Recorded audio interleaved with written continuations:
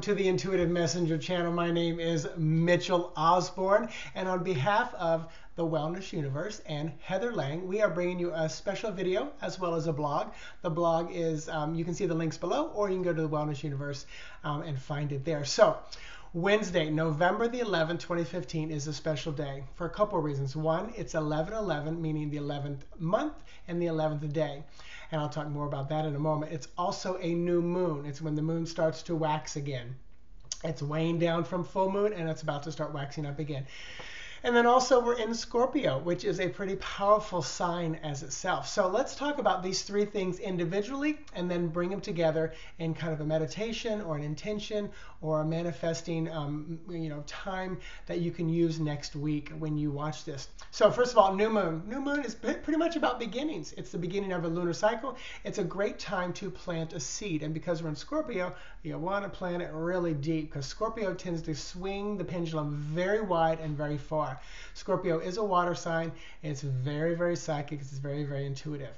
So more about that in a moment. Now 11/11, many people believe it's kind of like an energetic doorway or it's a portal. It's a bunch of ones strung together, and ones are independence, innovation, leadership, masculine principles. And many people believe that that 11/11 is kind of a key or a code or a program. It's kind of like it's kind of like it triggers a remembrance. Or they say each time you see it, it's going to kind of like be a cellular memory, activation kind of a thing. It's going to tap into our memory banks and activate this. It's kind of like a wake-up call or a divine intervention. So there's this portal that we get to step through. And if you are born on 11 day or 11 number, in your numerology of your name, then you are probably a master illuminator. You are probably an inspirational messenger. You're someone who wants to reform the world's problems, uplift people, and inspire them by teaching truth. So now Scorpio, once again, it is the sign of eternal health. Scorpios tend to swing the pendulum far and wide. If your sun sign is Scorpio, that's kind of your true self. If your rising sign is Scorpio, that tends to be the part you show the world. And if it's your moon, then it's tend to be what's behind. I find Scorpio moon people have a hard time in life. They swing the pendulum real far. They go very, very deep, but they go very, very high as well. So it's deep, it's primal. It's best known for its sexual energy, Scorpio is. It's also ruled by Pluto, which is the god of the underworld. So that's kind of like what's beneath the surface, what's under.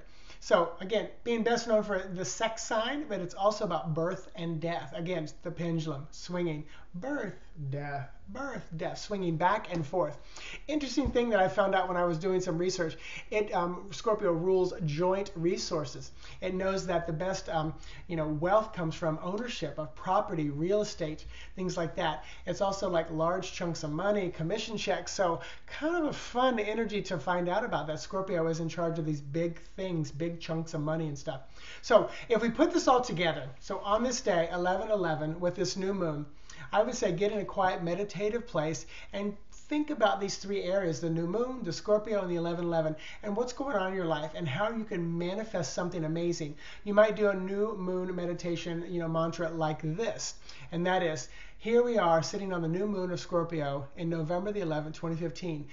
I'm going to plant a seed. I'm going to plant it deep since we're in Scorpio to raise my own consciousness, to increase my own intuition, to release any fears.